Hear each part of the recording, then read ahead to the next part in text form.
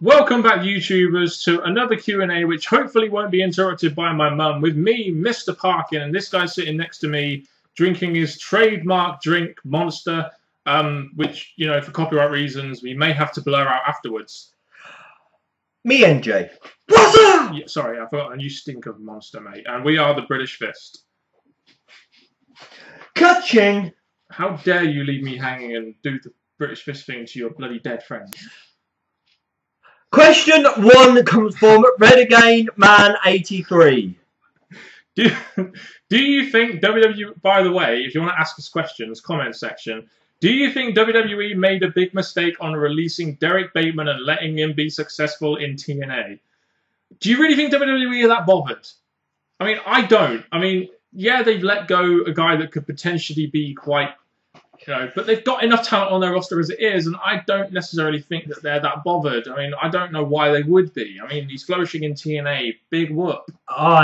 At the time, obviously, the WWE did not know what to do with him when TNA had these ideas, hence where it came from, EC3. But I think in WWE, they didn't know what to do.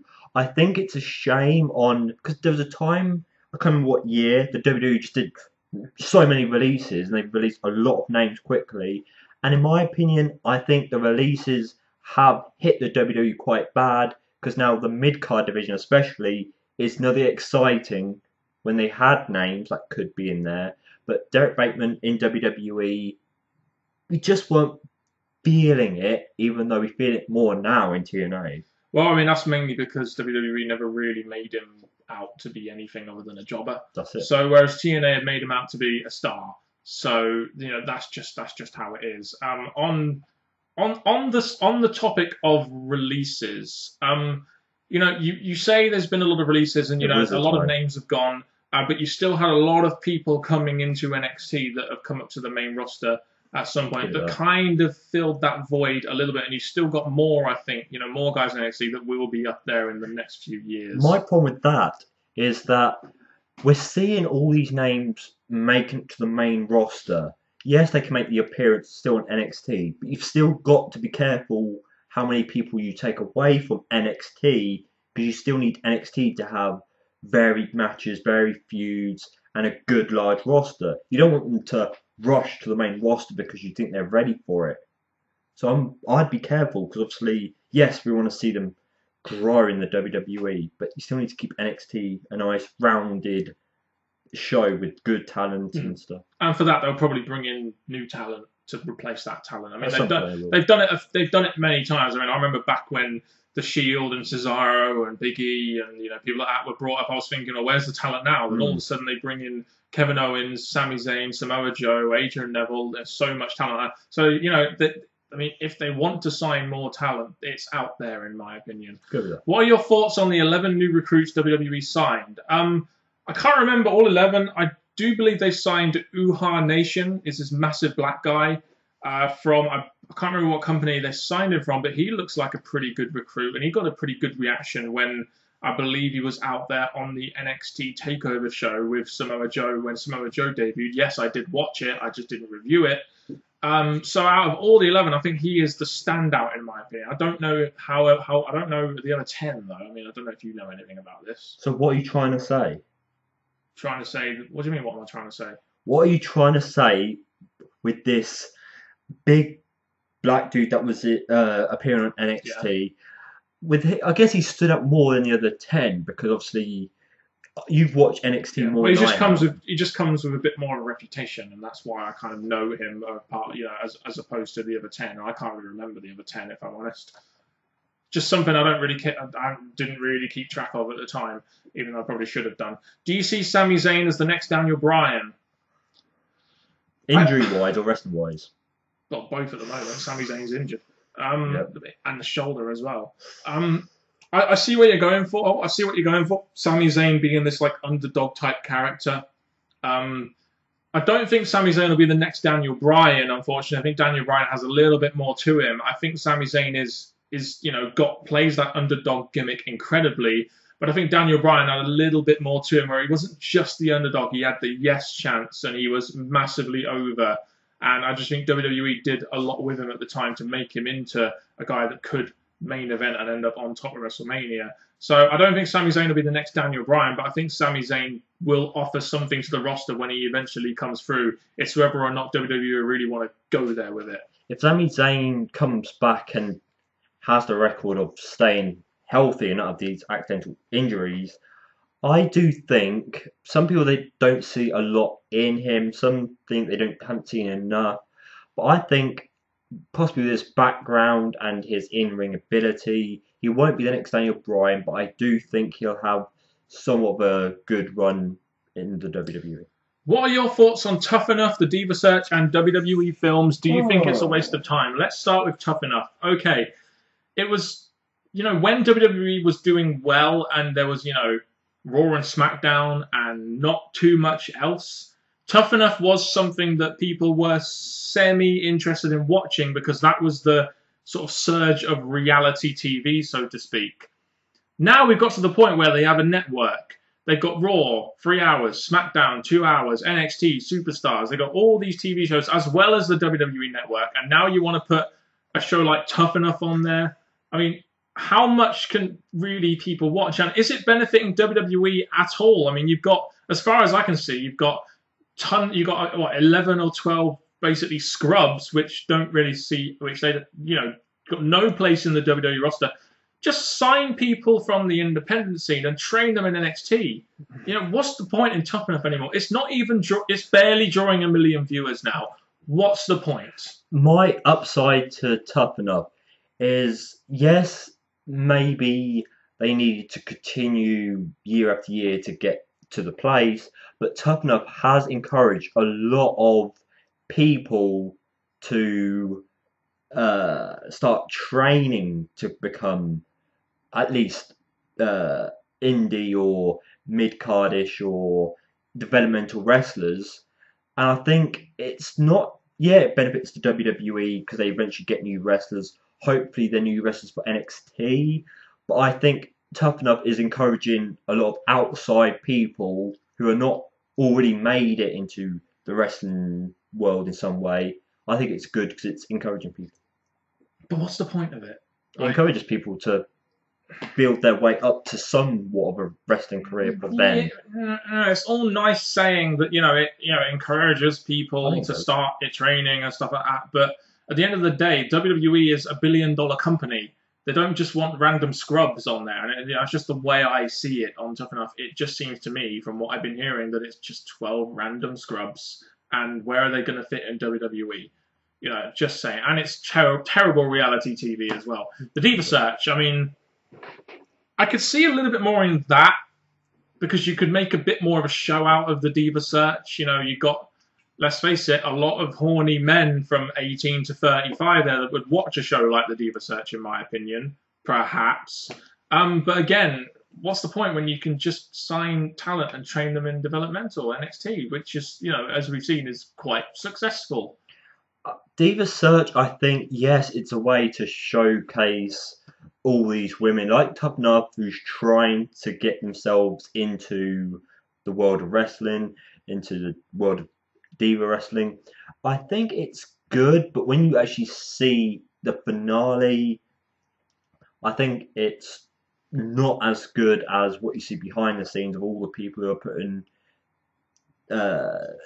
enthusiasm into trying to become a diva. But when you see it on TV, not so much. Why not just put all the advertising that you put into Tough Enough and the Diva Search onto NXT?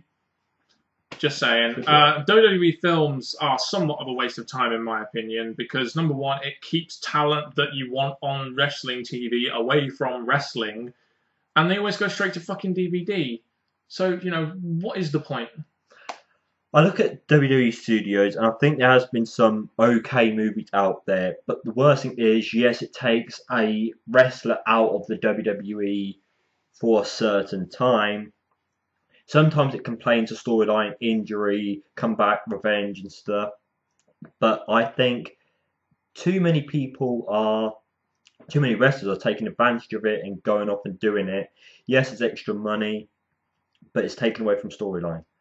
And also, are the WWE getting financial success from the WWE films? Sorry, You know, is the money they're pumping into it, are they getting it out of the WWE films again? I don't know. I just think Vince McMahon thinks, well, you know, I don't want my superstars going to go into the movie industry like The Rock and people like that, so I'm going to make my own films and do it that way. So it's all a waste of time, in my opinion. Just focus on your core competency, which is fucking wrestling. It's not hard. Do you like the idea of WWE signing football players, bodybuilders, and fitness models? I don't mind the idea, as long as these guys have some kind of passion towards wrestling and won't just treat it as a platform to try and get famous and move on to bigger things. You know, you could say, should WWE have people with a wrestling background? You know, is it better that way? Can they learn better that way? Potentially. But the way that WWE got the Performance Center now and everything, they can bring these guys in and sometimes it may be better to train them from the bottom up in the WWE way, rather than, you know, getting independent guys that learn all these, that what WWE feels is the wrong way to wrestle, the wrong way, sorry, not the wrong way to wrestle in the independent scene. The WWE should be bringing in whoever they think their hands on if they're committed to becoming a wrestler and working through the WWE guidelines and getting the right training to be better than what they start off to be. So I think there's something wrong with it. It just depends on where they go once they got into the WWE. In your own opinion, if John Cena loses the the US Championship, do you fear that he will return to the main event and go after the WWE title? One of the better things about John Cena being the US champion is the fact that he's not in the main event scene.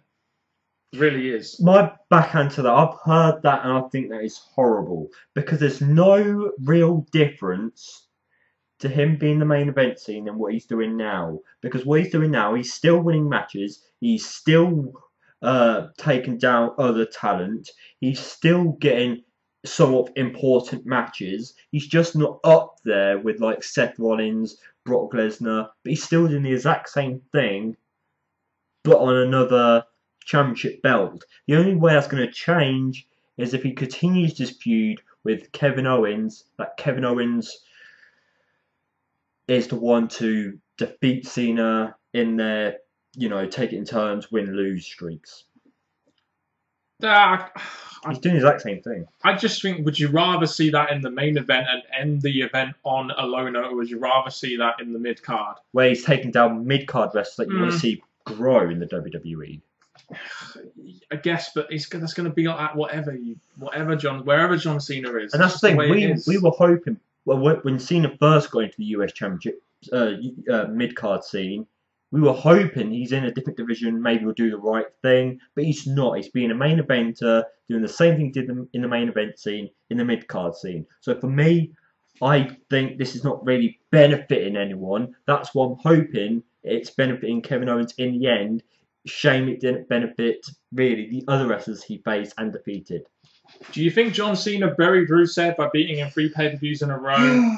Well, it didn't exactly do him a lot of fucking good, did it? I mean, look where he is now. He's basically drooling over Lana. They had such, again, like with many feuds, they had such a good opportunity to establish a guy like Rusev. Have him at least come out of the feud with his head held high against John Cena. Why did they spread it to 4 matches? I never understood why, go 3 matches. That's okay. I understand John Cena needs to win the feud and everything, whatever. But you couldn't even give Rusev that win at WrestleMania that people would have remembered. And you had him, you had him lose 3 pay-per-views in a row to John Cena. It's just... You get to my point. This is the same question before. The US title scene, mid-card scene. Rusev was a talent who we were praising for, seeing him as a Umaga 2.0 and stuff like that. But it was John Cena who didn't give him the powerful win, especially at WrestleMania, which he didn't give to Bray Wyatt either. So here's an example. Rusev could have benefited from this feud. Yes, he could have still lost US Championship, but I still think John Cena being in the mid-card didn't benefit Rusev. It benefited John Cena.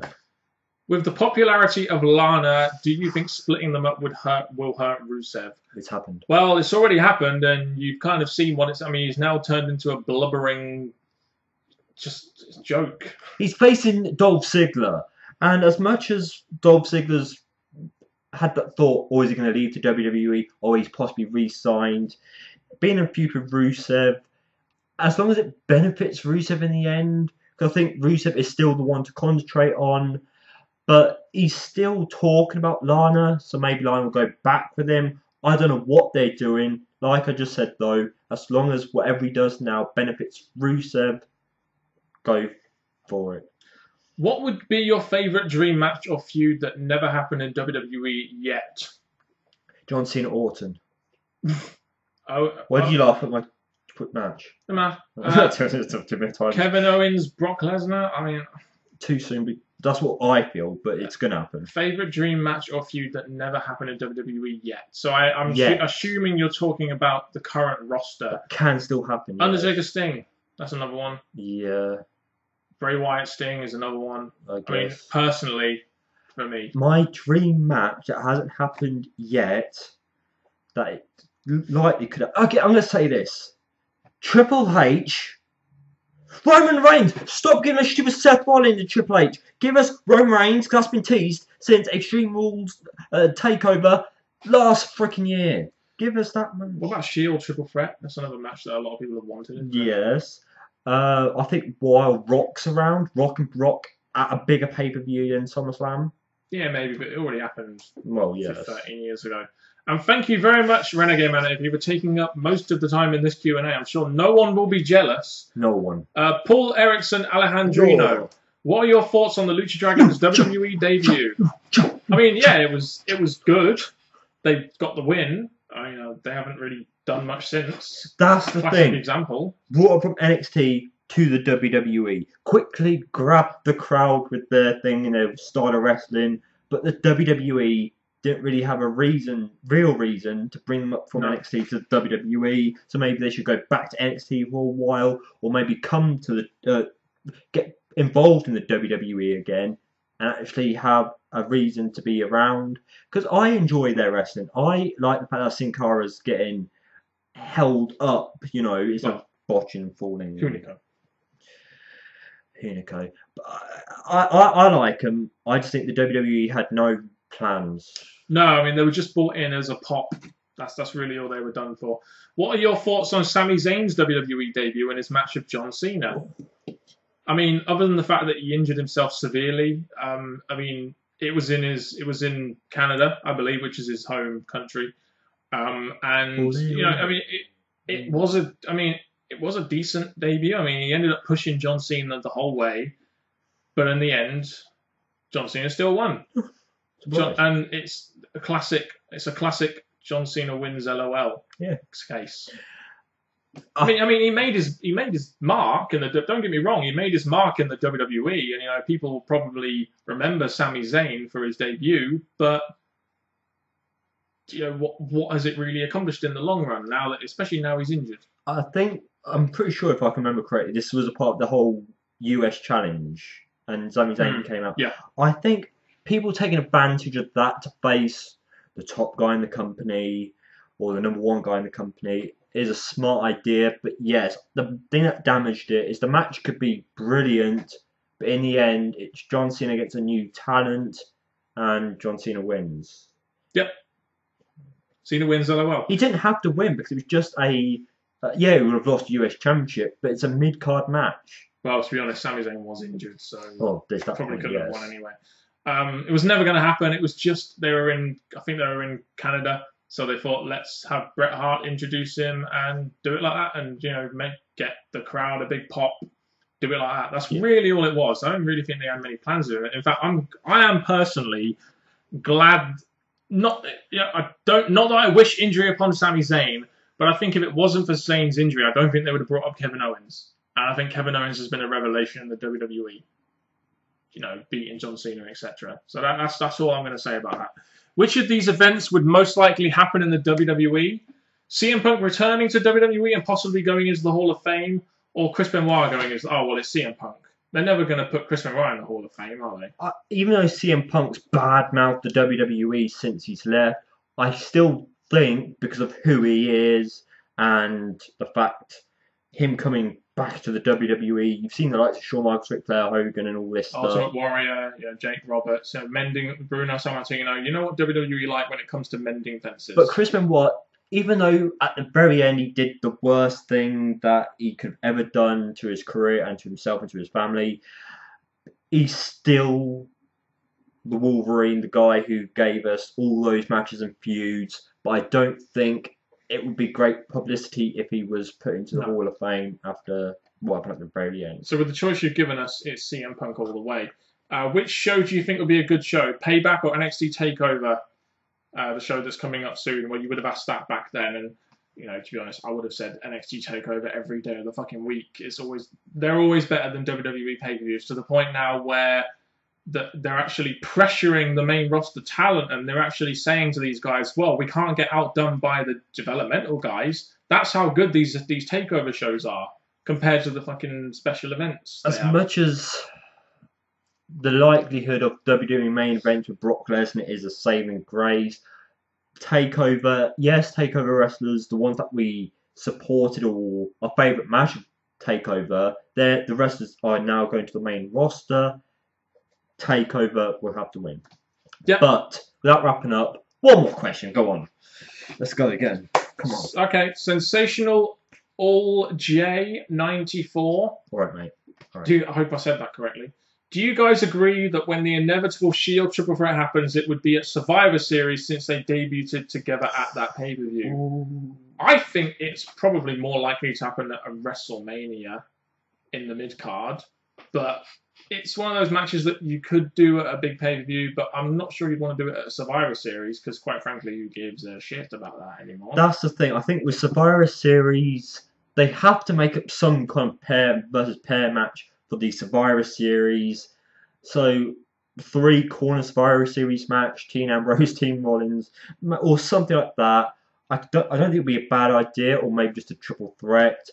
But I think with the match that has been rumoured and wanted, it'll be WrestleMania.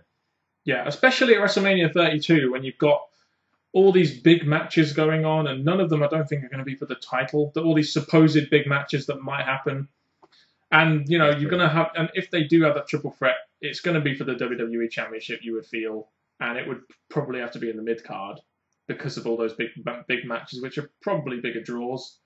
But true, I do look forward to it happening, but I do hope it happens at a good time. There's reasonable build-up for it, and it happens, the timing is impeccable with feuds like this. You can't just have it happen at a pay-per-view, a random pay-per-view like a Payback or a Battleground. No. Have it happen at a big one like a WrestleMania or a SummerSlam, and it may not main event, but it will definitely be a big part of that card. Ooh. Anyway, do you want to outro this, bitch? Let's do this. And now people from Who Loves Monster, NJ Loves Monster, and from Mr. P, Mr. Parkins sitting right here. And oh, you didn't know. Thank you very much for watching. If you have any questions, please leave them in the comment section below. And this has been another fantastic entertainment video from the British Fist. Ka-ching. Thank you very much, and goodbye.